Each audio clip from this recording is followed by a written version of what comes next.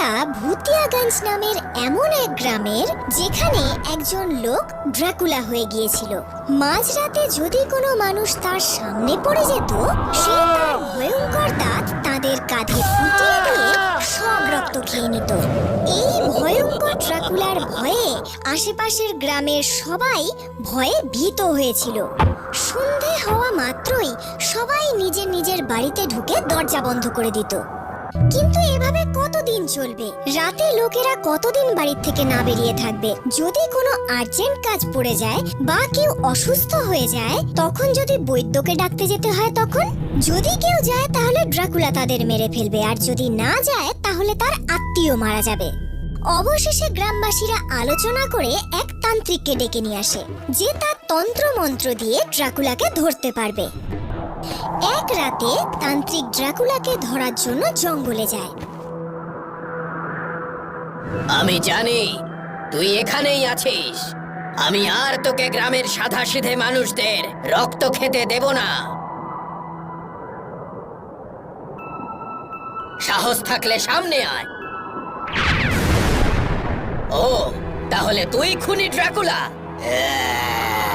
আমি বলছি, তুই এক্ষুনি এই গ্রাম ছেড়ে চলে যা, এই জঙ্গল ছেড়ে চলে যা।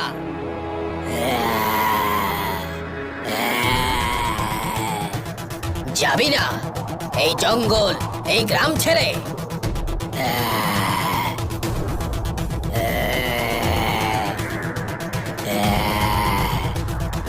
যাবি না?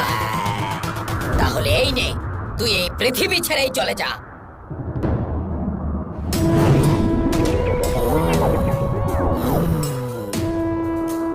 এত বড় সাহস তো! এই নে।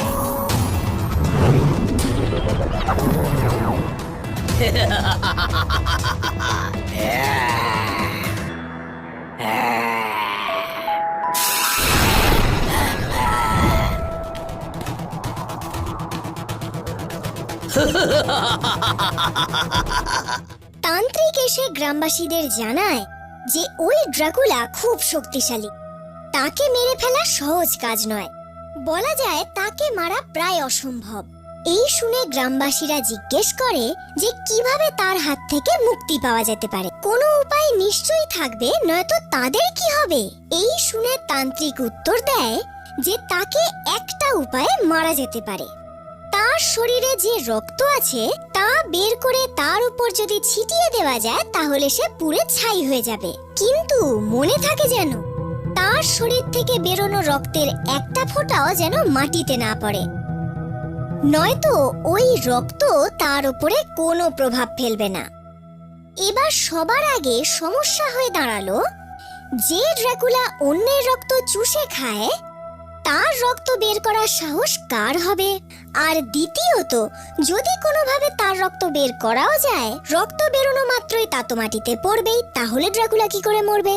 তখন সবাই ধরেই নিল যে আর ড্রাকুলা মরবে না। তার বদলে গ্রামের সবাই একদিন একে একে ঠিক মরে যাবে। গ্রামের সবাই আশাহত হয়ে পড়ল।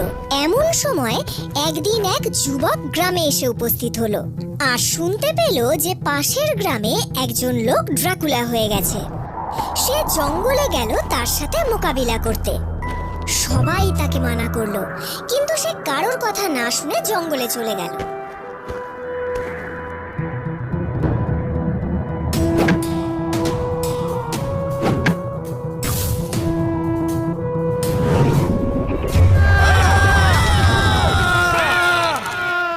আচ্ছা বাবা, ও তোমার রক্তের ছিটায় কি করে পুড়ে ভস্ম হয়ে গেল?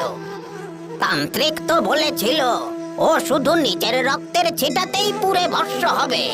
কাকা, এই ড্রাকুলা যখন মানুষের বেশে থাকতো, তখন একটা অ্যাক্সিডেন্টের জন্য ওর রক্তের প্রয়োজন ছিল।